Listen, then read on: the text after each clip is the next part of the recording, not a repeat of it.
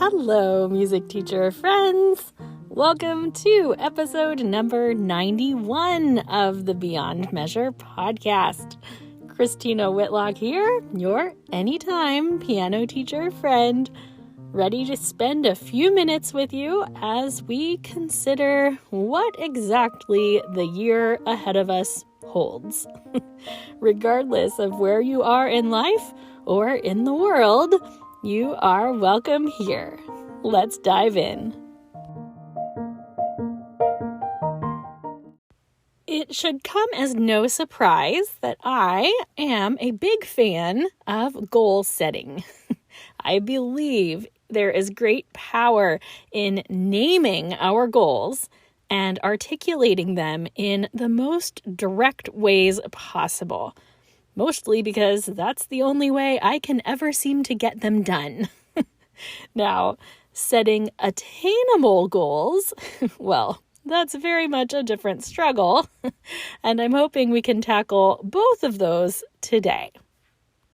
Specifically, I am wondering if you have set a goal for your studio life this year.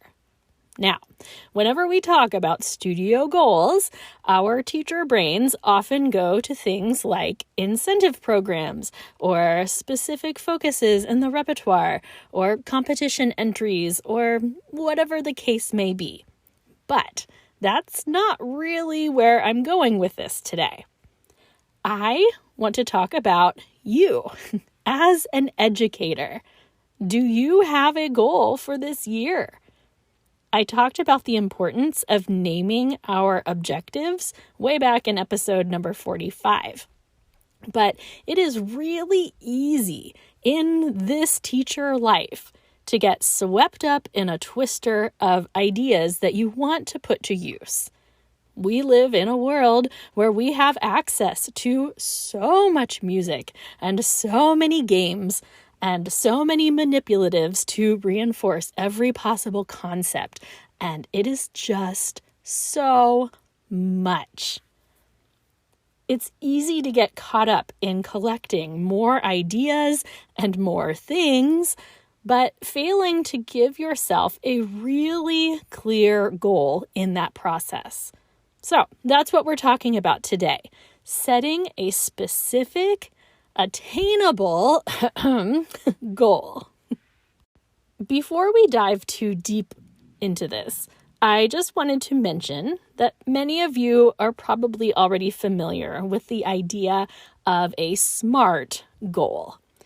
For those of you who might be new to the concept, this is basically the idea that the word SMART can serve as an acronym for the words specific, measurable, achievable, relevant, and time-bound. So, SMART goals are goals that are specific, measurable, achievable, relevant, and time-bound. I feel like there are oodles of podcasts out there and other resources who have talked about SMART goals, so I'm using that as a general framework for today, but I'm not going to obsess over it too much. That's not my goal. Get it? Okay, so as this new school year gets rolling, I want you to think about what you would like to achieve as an educator this year. Now, friends, there are so many possibilities. You know it, and I do too. The reason we have to start here, though, is because we have, again, access to so much stuff that can be an aid to our teaching. But if we get carried away buying all the music and all the materials and attempting to use all the technology, instead of actually improving our teaching, we've really just accumulated a lot of stuff and muddied up our brains with an overwhelming number of possibilities. So, what is a teacher to do? Well, we need to get really clear on what we hope to accomplish this year. Many times, especially in independent studio teacher world, this could be an area of running our studios that we want to improve. For me, there's always a lengthy list of things I would like to get better at, running through my brain all of the time. However, what's that recurring life lesson I talk about all the time? Oh yeah, when we try to do everything, nothing gets done really well, right? So, it's time to make a decision. And seriously, I really am talking straight to you today. What is the one thing you would like to focus on this year? It doesn't even have to be a point of tremendous improvement, because maybe at this stage of the game, you feel like you're in a good groove. And rather than wanting to feel bogged down by the need to get better at something, you'd rather just set a goal to hold a specific kind of end of year studio performance. Maybe this is the year that you try a themed recital, and everything you do this year is going to be working toward that one final performance. I don't know if that's a great example or not, but I just wanted to make the point that not every goal has to involve some radical improvement to your life. Look, no one carries a bigger obsession with living in a constant state of improvement more than me. Being a lifelong learner and doing my best to grow in every season, that is hugely important to me. I do, however, think there are times in life where we can let ourselves just breathe for a minute and not go down that rabbit hole of obsessing over every point of possible improvement. So maybe that's where you are. If you are not wildly interested in learning anything new this year or setting big goals that you are not really motivated to achieve in the first place, that can work for now. It's fine. I mean, live in your season, as Kendra Adachi says, right? Live in your season. So, if that's the boat you're in, not pursuing any giant improvements, but simply wanting to tread water right where you are this year, I would still suggest that you should set a goal or two for your teaching this year, just because it helps us to work in a particular direction rather than just floating around day to day. So, this is the question, my friends. What are you hoping to accomplish this year in your studio? Maybe you want more students, or less students, or more dedicated students, or a new level of income, or funds for a new piece of equipment. I know teachers every single year who vow to implement more improvisation into their lessons, right? Or more composition, or more technique, more sight reading, more rhythm work, more chords, more collaboration. The list goes on and on. So, are any of those ideas standing out to you? You need to pick one. And notice I said pick one, just for now. Don't attempt to overhaul your entire approach to teaching technique and implement more improvisation and pair everybody up with new duet partners. Oh, and give a sight reading challenge every week. Don't do that all at once. I want you to think about any recent purchases that you have made for your studio. Oh yes, I'm coming for you, friends. Do those purchases hold any clues toward your goals for this year? Is there a specific concept or genre of teaching that you are hoping to improve? Let's say you just invested in Forrest Kinney's pattern playbooks. Great series, by the way. But if you did that, it looks like improvisation is on your mind, and you should aim your attention in that direction. Maintain your regular approach to lessons in all the other areas, and simply work towards implementing regular improv. That is a great goal, and it's enough. You cannot overhaul everything at once. You don't even need to. Just choose one thing, all right? Maybe your goal is more related to like an aspect of studio maintenance. Maybe you want to improve the way that you organize and keep track of your printed materials. Or maybe you want to spend more time working on how you communicate and enforce your studio policies. Maybe you're wanting to hit a specific benchmark on your actual income from teaching. I mean, these are all great, worthy goals. But again, you need to pick one to focus your attention on first. So what is the thing that's going to make you finish this year feeling accomplished? Is it following through on your meal planning for the year? Is it developing a system to actually put your books away at the end of each night instead of letting them accumulate into giant piles? Is it a way to actually know what digital licenses you hold to what pieces? Is it designating time to read more pedagogically based books or publications? Maybe it's catching up on a series of webinars that you purchased but have never watched. Is it writing an article for publication, or learning a new piece of repertoire, or attending a specific event? I don't know. But if you're anything like me, your first instinct is to choose all of the above. I quite literally want to do all of those things. And most of my life, that's exactly what I've tried to do. All the things. Even when I know better, it doesn't stop me. I know that I am far from the only voice on the internet telling you to do these things these days, but apparently we all need the reminder. So here it is for the millionth time. Choose one thing, my friend. So maybe you're listening to me say this and you are feeling kind of overwhelmed or uninspired. And either way, you're having a tough time figuring out what this one goal should be, right? I know some of you are feeling that way.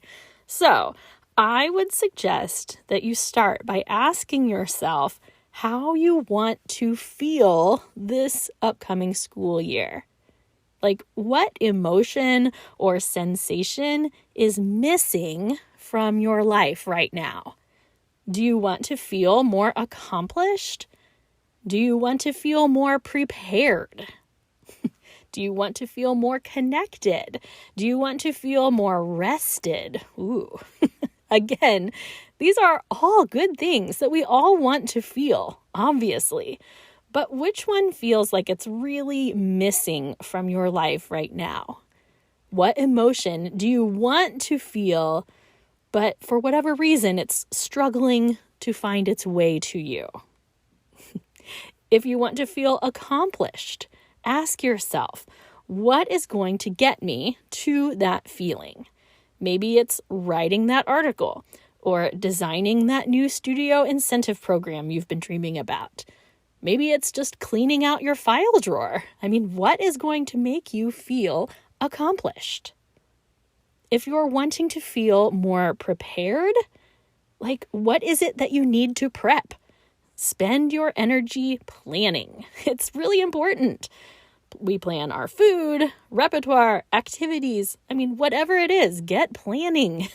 If you are tired of feeling like you're flying by the seat of your pants all the time, figure out what the pain point is and get cracking at it. If you want to feel more connected to your students and their families, figure out what is standing in the way. Do you need to communicate more frequently or just better? Do you need to prioritize relationships over tasks? Like, what's getting in the way? If you want to feel more rested, then you, friend, need to do a serious audit of your time, and you need to decide how you're going to prioritize whatever it is that's going to allow you to feel better in your own skin. Now, I have episodes that apply to all of those desired feelings and many more, and I will link those in the show notes for this episode. So be sure to click on this episode and check out those details for more inspiration geared towards your specific goal when you figure out what it is.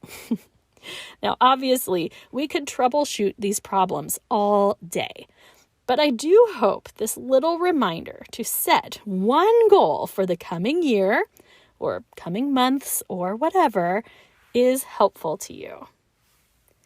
I also wanted to mention this. Do you remember that whole SMART goal thing I mentioned at the beginning of the episode? The idea that all the goals we should set need to be specific and measurable and achievable, relevant and time-bound? Well, I just wanted to speak to that all-important point of being measurable for one quick second, okay? Whatever you decide your goal is, will you do me a favor and please make sure that there is a way to actually measure its success later down the line? For example, if you have a goal to make more money this year, you need to set a number for how much money it is that you want to earn. Otherwise, you are going to get stuck chasing this monster of more and more and more. And since you never set a goal, you won't ever really feel accomplished. Now, the same could be said if you're trying to build a social media following or an email list or enroll more students to your studio or whatever. If you can put a number on your goal, then please do. Setting a number as a goal will just allow you to have something measurable, like a benchmark of your success. Don't just say, well, I want my students to play more music this year. That is too vague. But if you, for instance, vow to make sure your students are covering 2 pieces from every historical style period, in addition to whatever other genres they enjoy, now that is measurable, and it will give all parties involved something to celebrate when it's done. Okay, so I thought I'd throw this in here just as a fun little cliffhanger.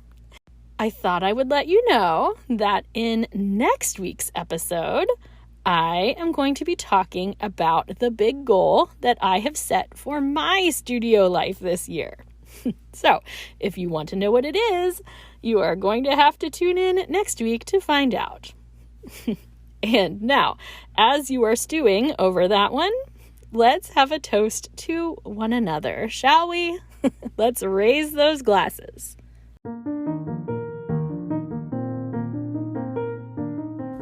Music teacher friends from all over the world, let's get right down to it today. What is the one thing you want to accomplish this year that is going to allow you to feel however it is you want to feel?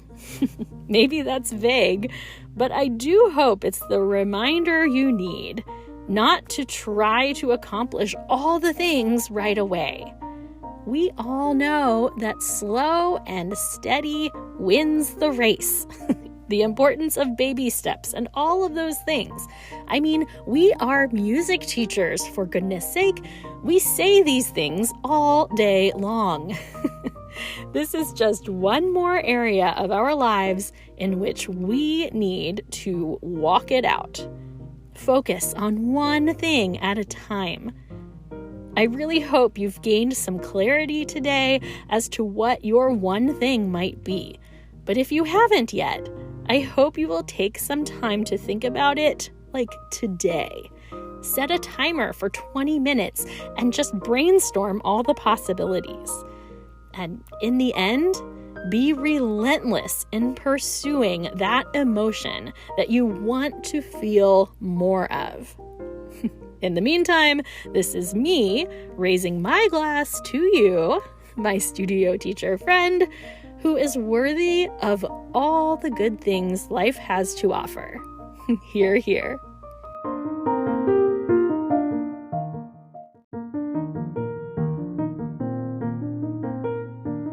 And that is a wrap on episode number 91, friends. Be sure to check out the show notes for this episode, where I am sharing some other relevant episodes to this one, links on how you can support this podcast, and all kinds of other good stuff. Once you've decided on your one goal for the time being, I would super duper love it if you would leave me a voicemail and tell me what you landed on. You can do that by clicking the link, you guessed it, in the show notes for this episode. If you have any questions about how to find show notes, or anything else for that matter, you can email me anytime at beyondmeasurepodcast@gmail.com, or of course, you can always come find me on Instagram and Facebook. Hey, thanks for being such great teacher friends. Onward and upward to your next right one thing this week. Let's talk soon.